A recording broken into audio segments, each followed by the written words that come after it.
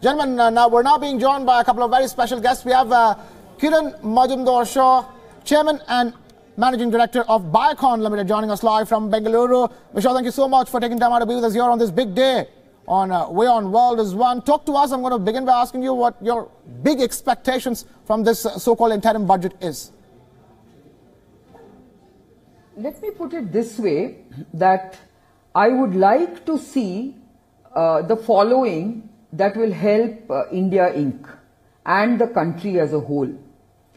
The first, ask is that we want to see a simplified GST, preferably with just 2 slabs, and that would actually help in a big way to thwart the concerns of all sections of businesses. The other ask that I have in continuation with GST is to exempt drugs, diagnostics and devices as well as hospital services from GST across the board, because that will significantly help to deliver affordable health care and this whole aspect of universal health care in an affordable manner. But if that's too much of an ask, then I really hope that at least cancer and diabetes drugs and diagnostics are relieved of GST. This will be a huge boon to patients who have to use these drugs as a chronic, in a chronic condition. The third ask that I would have is to see if we can basically look at startups and the startup economy as a huge job creation potential for the country going forward.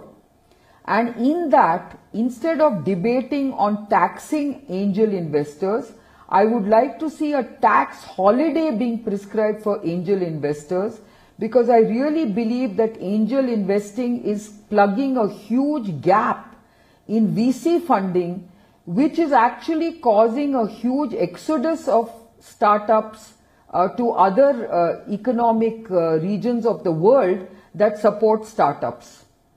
And I think this is where we really need to focus, because startups are actually creating a very large job potential for the country and also providing very, very big socio-economic returns for the government.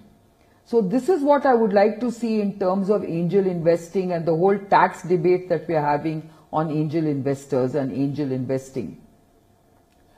The next ask, of course, is for agri-tech and the agri-sector, where I do believe that the government needs to come up with fiscal incentives with which to incentivize farmers towards cooperative and aggregation-led farming practices and technology that actually upgrades agricultural practices.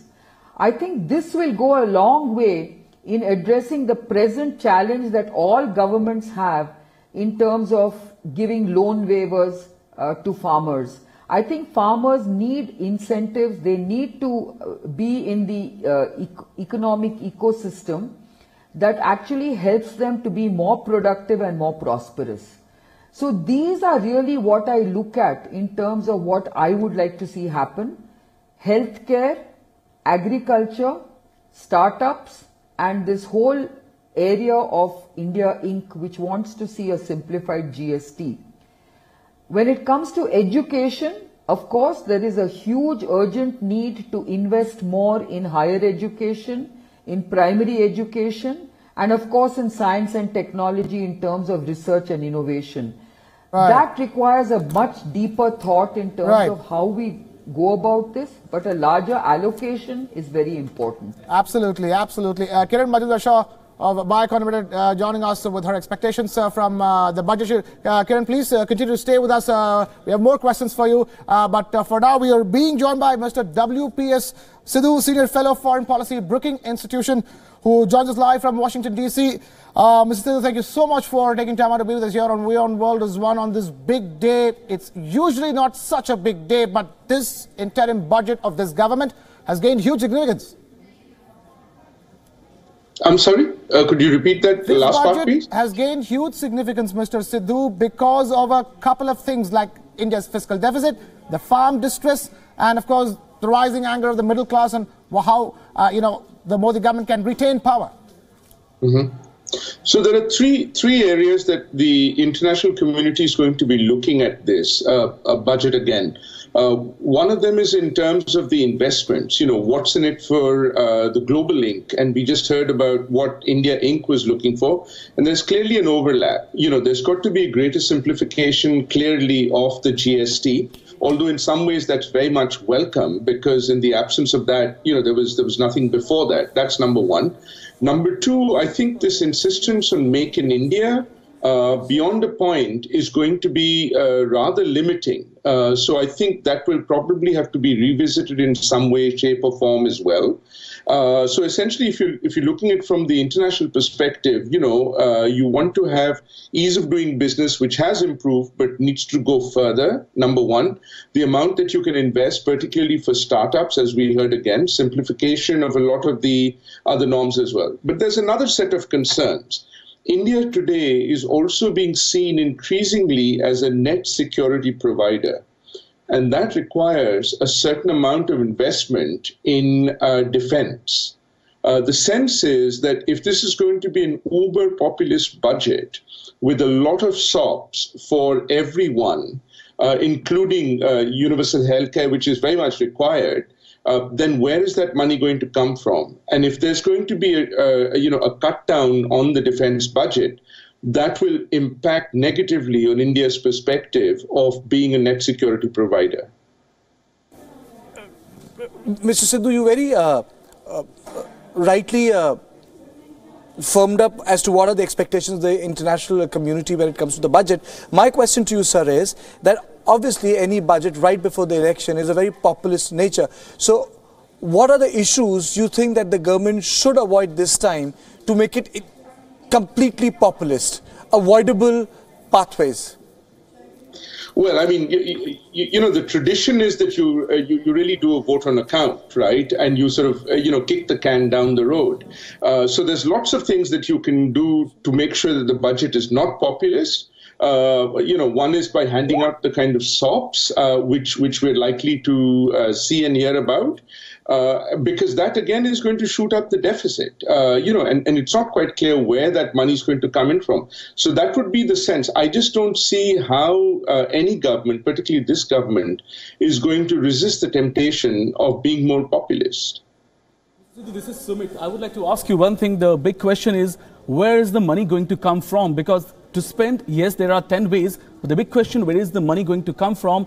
The non-tax revenues haven't increased much. After GST, indirect taxes also can't be hiked much. So big question is, where is the money going to come from?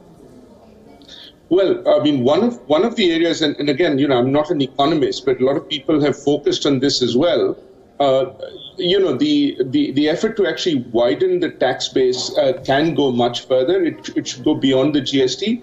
And the big elephant in the room is the farm sector. Along with reforms, the sense of, I think India is very unusual in that sense, that it's one sector which is not at all in the tax bracket at all.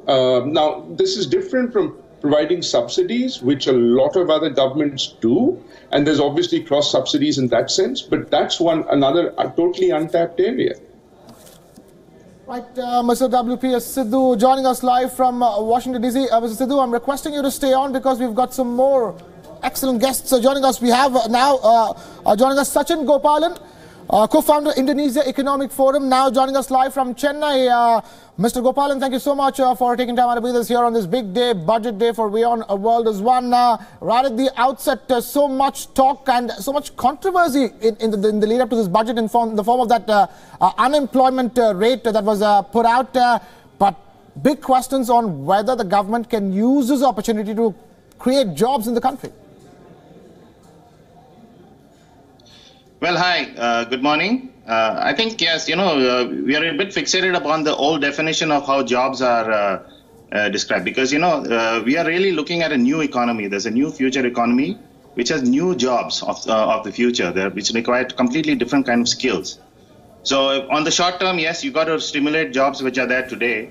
But if you're looking at it from a long-term perspective, you need to be able to have jobs which are in line with the future jobs that are coming up, which means a lot of skill upgrade and skill development. So there should be a fair amount of investment going into those sectors which will give new skills to the young people.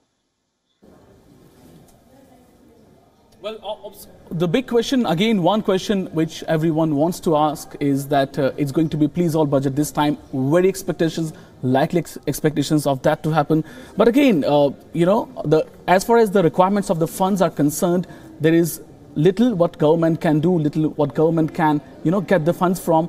How do you think government will be able to get the big revenue in its kitty? We got cut off. All right, I don't think we have Mr. Sachin Gopalan with us. Sumit, we will need to check that connection and reconnect with him. But meanwhile, we have Mr. WPS Sidhu, and we also have Kiran Majumdar-Shaw joining us from Bengaluru.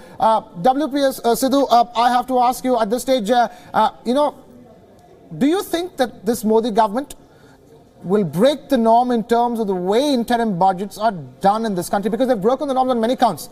The fact that they broke the norm in terms of the presentation of the budget, the date of the presentation of the budget. So which means that there's every single possibility that this interim budget will be unlike any other ones before. That's certainly a possibility, and it's just a question of a couple of hours before we find that out. But I want to come back to a question that you've been raising, which is about where are we going to get the money from? You know, where is that going to come in from? And part of that may actually depend on making foreign direct investment more attractive for India. And, you know, part of that we know is a simple fix, wanting to actually remove any kind of limits on the amount of investments that's coming in. Many of the sectors are still very much secluded, partly because of the concerns of India Inc. But then India Inc. doesn't have the capacity to raise that funding either. So I think that's an important element to build up as well. And it's a very fortuitous time globally, because we know for a number of reasons there is now concern about investing in China, particularly in high tech, particularly in the 5G area, particularly in AI, because of Huawei, among others, the controversy over that. So this is a very opportune time for India to step up, open up those areas and sectors where it really still does not have the expertise or indeed the capital. Good morning, Mr. Sidhu, or good evening, your time. I have a question for you related to the foreign community and their reading of the Modi administration. While completely agreeing that you know, more FDI is needed, the conditions need to be improved, what's your sense of how the international community are looking at the apparent revolving door of senior officials in terms of the RBI, the CBI, the head of statistics? How do you think the international community is seeing that in terms of confidence in the administration's independence and or otherwise propensity to interfere? Excellent question. If we had the norms and institutions that a lot of the other developed countries have, then individuals themselves, their presence or absence would not matter as much. I mean, this is not to say, obviously, that you can have an RBI without a head or the Federal Reserve without a head. That would not work. But particularly in the case of India, the absence of key figures, because the institutions are still very much a work in progress, one might say, is going to have a detrimental effect on potential investors. They're going to look at, you know, the people that they can or cannot work with, or the empty offices, and know how difficult it already is to work through the bureaucracy in India, and how that's going to add on to their concerns as well. So I think they will look on that with some concern, and then look elsewhere for investing.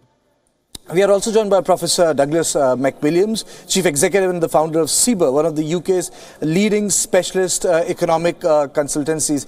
Thank you for joining us. My first question to you is that, you know, the Brexit is throwing up fresh challenges as well as opportunities for India. So what budget announcements would help Indian industries take advantage of this process? I think the first thing that is needed, at least from an external perspective, is a budget that doesn't have too big a deficit. India's got quite a large budget deficit. Its debt position is pretty good. But I think in the run-up to an election, all foreign companies and countries will be looking to make sure that the election giveaways aren't too big. I mean, we're all sufficiently worldly wise to know that in the last budget before an election, there will be a few crowd-pleasing things. It happens in every country in the world, and I don't see why India should be any different from anywhere else. It's a matter of the extent of these things. We hope to see progress on the budget deficit coming down. Otherwise, in the run-up to Brexit, there should be increasing opportunities for India. There is, provided that Brexit goes ahead, and of course we still don't know for certain what will happen there. There is a prospect of a trade and migration deal between the UK and India. It will have to have both elements, but that's good news for the Brits, frankly, because it provides an opportunity for a two-way exchange, and I think it will work well for India. Okay, Mr. Sidhu, I'll come back to you and I'll ask you a question that, talking about India's image as you sit outside and about India, Make in India has been a big flagship program of the government so far. How do you see Make in India? Has it yielded any results so far? Has it failed, or at least it has made some dent or noise in the global markets?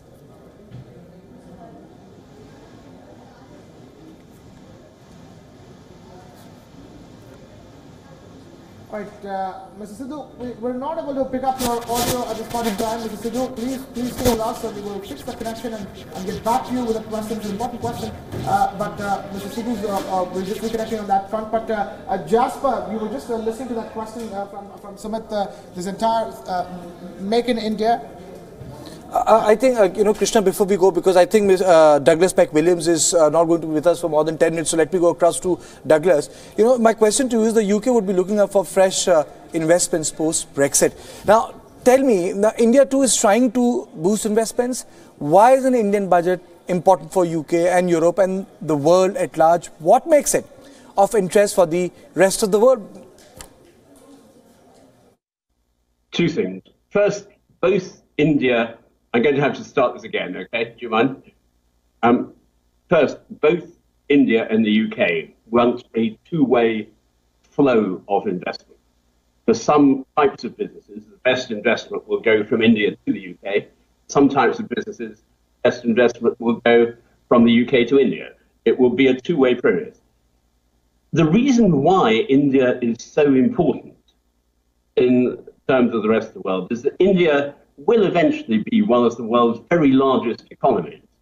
And it is quite important that progress continues to be made for India to be able to achieve that status. Over the coming year, we're likely to see both the US slow down and China slow down quite dramatically. Now, India is rapidly becoming the third leg in the pyramid, so to speak. And if India also slows down at the same time, that's going to remove quite a considerable amount of momentum from world growth.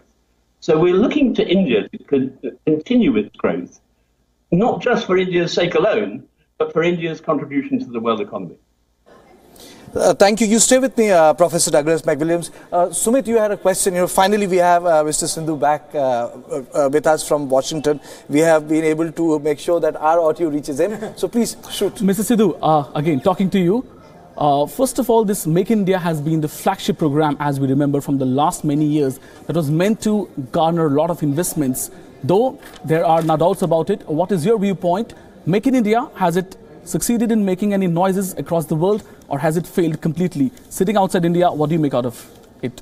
Well, I wouldn't go for either one of those extremes, but I'd say it really has not made much of an impact.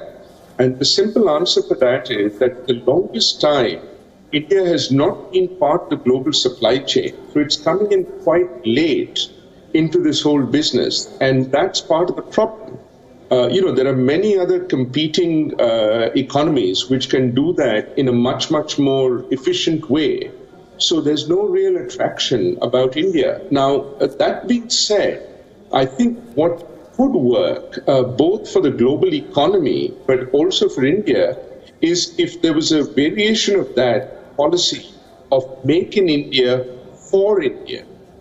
Because given the size of the Indian market, there's actually quite a, it's very attractive for countries to want to set up, production units in India dedicated for India. Apple has just done that, for example, for its iPhones. There are others as well. And that stuff.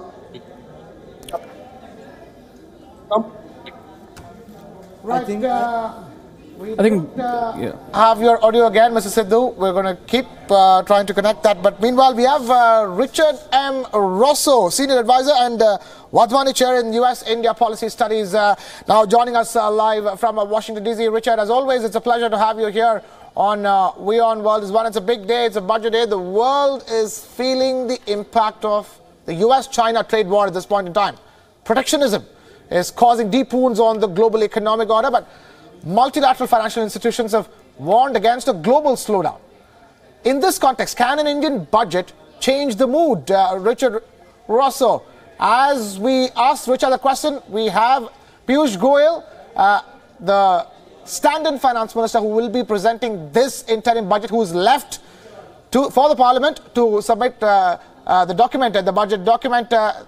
Meanwhile, let's quickly take this across to Richard M. Rosso, joining us live from Washington, D.C., Senior Advisor and Wadhwani Chair in US-India Policy Studies. Richard, talk to us. Can an Indian budget change the mood at a time when the world has been warned against a complete slowdown?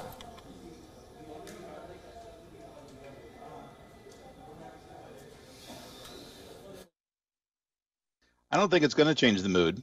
We've seen, good dating back to last year's budget, when India increased customs duties in almost 50 different product groups. And in fact, a couple of other steps done even since last year's budget to increase customs duties in some sectors in between. So I don't think India's mood is necessarily one that's going to arbitrate this global trade war. And in fact, in a small way, has been feeding a bit of fuel to the fire. So I don't expect this is going to have any role in initiating a global ceasefire and may, in fact, make things worse if they decide to go a little deeper. Right, Richard, as we speak, Piyush Goyal, the stand-in finance minister who will be presenting the interim budget, has left for the North Bloc. Those are the visuals on your screens, the latest visuals of Piyush Goyal, the stand-in finance minister, keep in mind, who has been tasked with the presentation of this interim budget. Visuals of it coming through to you. We are keeping an eye of every single development here on Wion World is One, and we are bringing to you all the analysis, all the expectations leading up to this interim budget, which has some serious buzz and hype surrounding it.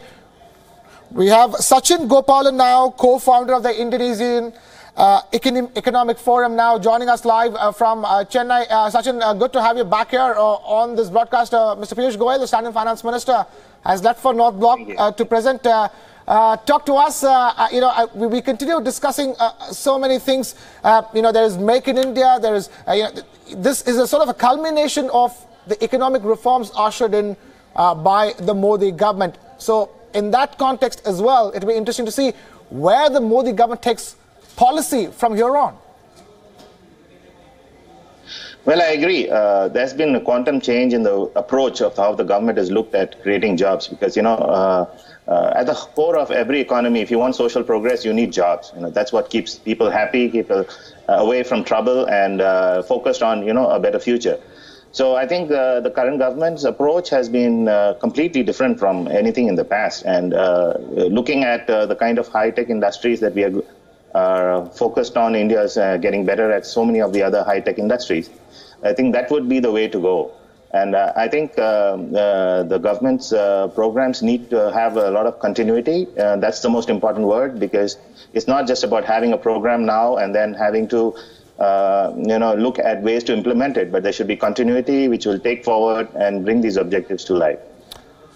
Sachin Gopalan, co-founder of Indonesia Economic Forum, joining us live from Chennai. Piyush Goyal, the stand-in finance minister, is walking into the Ministry of Finance building in North Bloc, in India's capital, New Delhi. We're all getting set for the presentation of the interim budget, and Wion World is One is bringing to you some serious build-up to that, Jasper, serious build-up to this budget. Piyush Goyal is inside. not very often does India's interim budget kind of gets this media attention as well, isn't it? Like this bit by bit coverage, because everybody knows this is not the big budget, and everybody knows it will be colored by the politics surrounding it. Well, completely, but here it's in the context of budgets, whether interim or full, being part of the great Indian political psychodrama, and frankly, we're all complicit, aren't we? In propping that up. Are we complicit? Are we? I think here we are. I think we are. You know, this sometimes, you know, I agree with Jasper that political memory is very, very short. So, you know, if you recall what happened on 3rd of February in 2004, Jasper, you would be surprised. This is not the first time the interim budget has come, because many tricks in this government belong to the Vajpayee era. You know, it looks so long time back, 15 years back. People forget that even Jaswant Singh presented an interim budget. So now let me read this to you. Sumit would remember. Yes. Now, Jaswant Singh made changes in income tax. He made changes in a couple of areas. For example, he in the interim budget, he post duty, custom duty, non-farm goods, indirect direct taxes. He made some changes in that. For example, on non-farm goods, he reduced the duty from 25 to 20%. Now, special additional duty on custom was abolished, which was 4%. And he lowered customs duty on project imports, coal and power sector, Sumit. And also, Jasper, last in 2014, it was not that, you know, it was left unattended. Interim budget was there as well. I have actually had the chance to be there. So there were SOPs which were announced because the government wanted to come back. So it's been overall, we can say that one after the other interim budgets have been this kind of windows to announce the SOP so that they could show to the people what will they do. It's kind of a statement to tell people what will they do when they come back to power, and that's what is being seen also in 2014. And it's easy pickings, isn't it, Sumit, in the sense that 3 or 4 months before an election, you could announce a whole bunch of things, but none of which are really going to have any impact. And all you're really betting on is that the soundbite gets into the voters' mind and kind of stays there and isn't trumped by the other guys. I mean, I go back to Kartike's point about all of the SOPs being handed out to the agrarian community. At the moment, it's the last guy who handed out the SOP that gets remembered. And it's wisdom in hindsight. You know, for example, Mr. Sinha, who also functioned as a finance minister, actually conceded the point in context of Jaswant Singh and said that, well, the government on its last leg took some liberties, which he does not consider proper. So, you know, who knows that this government might also take liberties. So, as UPA took liberties in 2014, Jaswant Singh took liberty in 2004, the government can take liberty because this liberty depends on how desperate the times are. And if you go back to 2014, here it's that P. Chidambaram was the first finance minister to make significant changes in the interim budget. So government can take a cue from there. And also in Feb 17, 2014 speech, Chidambaram stated that economic situation at the time demanded interventions that could not wait for a regular budget, but tax SOPs were given. Well, fine, but I'm not sure that 3 wrongs make a right, do they, Sumit? In the sense of you're describing a glorious tradition of this. In politics, if one has gone one step, you'll go 2 steps. You know what? Adding to all the quotes that have been given, I'm going to bring in Mr. WPS Sidhu as well on this. A very interesting discussion to adding to Sumit and Kartikeya and Jasper. One more quote: Manmohan Singh, former Prime Minister of India and former Finance Minister, the man who presented the all-important 1991 July budget. That budget that ushered in the entire liberalization era. He said a couple of years ago, you know, India responds very well to a crisis. But once the crisis is over, we get back to status quo. You know, that is an interesting way to look at things as well. WPS Sidhu, lots of talk about the SOPs and populist budget, and, you know, the Congress party has presented populist budgets time and again. The Vajpayee-led government presented a populist interim budget just ahead of the elections. Everybody has done it. And in that sense, the Modi government is not expected to break the norm, so to speak, with this interim budget. Well, absolutely. But also remember, before the July 1991 budget, and you mentioned him already, Yashwant Sinha also presented an interim budget where a lot of these ideas were already there. And it was argued that that may have been, you know, under World Bank, IMF pressure. But it was, you know, many of these ideas were there. And then, of course, Manmohan Singh just took it beyond. But I want to pick up on that quote that you gave of Manmohan Singh. Yes, India responds very well to crisis. The challenge is, how do you move it now from there to also respond to opportunities? Today, we're really in that moment, as we've heard a lot of your experts talk about, that it's not just India, but the global economy actually needs for India to have that level of growth rate to pick up and take along the rest of the global economy. This is an opportunity, certainly not just for India, but also globally. The question is, will India take up that opportunity? And again, it's a little bit of a segue, but you see that India doesn't only deal well with crises, but it also does manage when there are opportunities. And I'll give you one example that the government has been using a lot, and that's the Kumbh Mela. It's the one time that India corporations have together. So why is it that this cannot be an opportunity, particularly given all the other developments globally?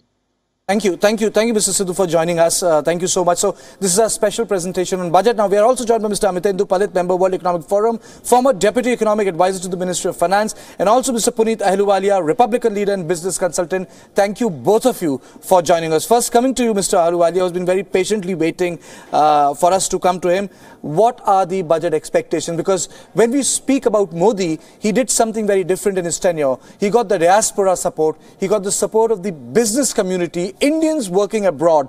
And starting from this Madison Square, I still remember that, the gathering which took place, it really pitched his economic policies, his vision of India at a different level. Now, 4 years from now, what's your evaluation of what the economy should have been or what could have been done, and what do you expect from this interim budget, sir? First thing is, I would say that Prime Minister Modi came to power with high expectations. And when he came, the expectation was that he's going to create a lot of jobs, and which he has tried. The problem has been that he has a vision of taking India to become a superpower, but the problem is the entire bureaucracy and challenging of changing India, and the mindset has not been there. I believe, and I still feel, that there's got to be continuity. He should be re-elected, and that's just my opinion. And I believe our leadership still feel that a strong India is a strong South Asia and the Asian region. But I still feel the implementation of certain policies, from GST to the demonetization, along with the farmer loans issue, along with the bad loan crisis which India is facing, and the perception of still the ease of doing business is still not there. But I still feel the positives in Modi government to be there, because they're pro-business and they really want to make sure that India becomes a superpower. And at the same time, I do want to say one thing to quickly add is, I also feel the opposition has a problem, because I think Rahul Gandhi needs 5 more years to really become that next prime minister. But one more issue which I feel is concerning to our international viewers and business people is the religious freedom. The fringe elements have to be controlled and contained. And the rights for minorities along with women is a very big concern between US-India trade. Mr. Ahluwalia, you actually touched upon very important points, but my question to you is from outside, from a perspective which flows from the developed country. Did demonetization help Indian economy, or did it derail Prime Minister's agenda? Because at that point of time, everything was very, very robust, and I'm not doubting his intentions.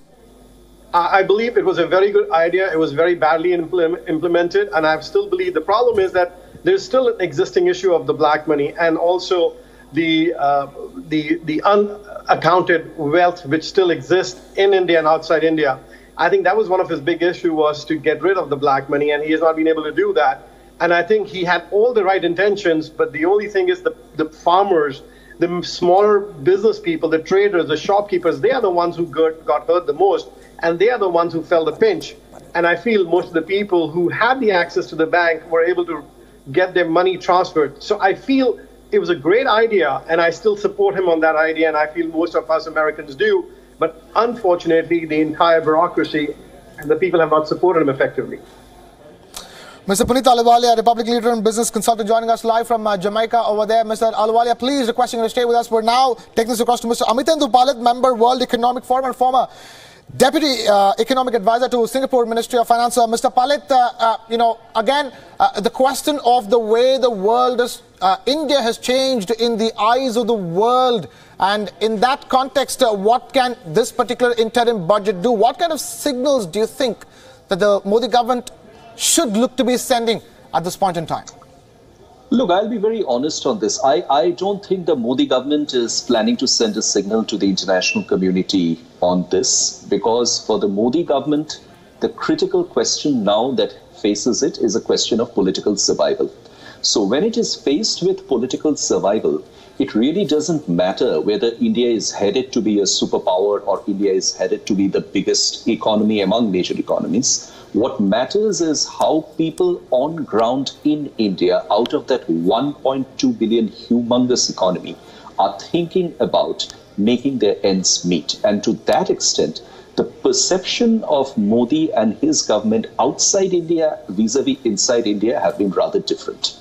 In terms of my own expectations as an economist, I would have expected this government to continue on the path of fiscal consolidation, which is extremely important after radically abortive attempts like demonetization and important measures like GST. It's important to keep the revenue flowing and keep the fiscal consolidation solid, particularly given the state of the banks. But what I expect generally, given the conditions in the backdrop of the budget, is that unfortunately the government is going to buy in the bullet of competitive populism and probably going to take steps which would want to counter the current political narrative in the country, which is essentially appeasing farmers, correcting the perception of not any job being created across the country. And so to that extent, probably a universal basic income scheme or a quasi-universal basic income scheme. That's my general expectation.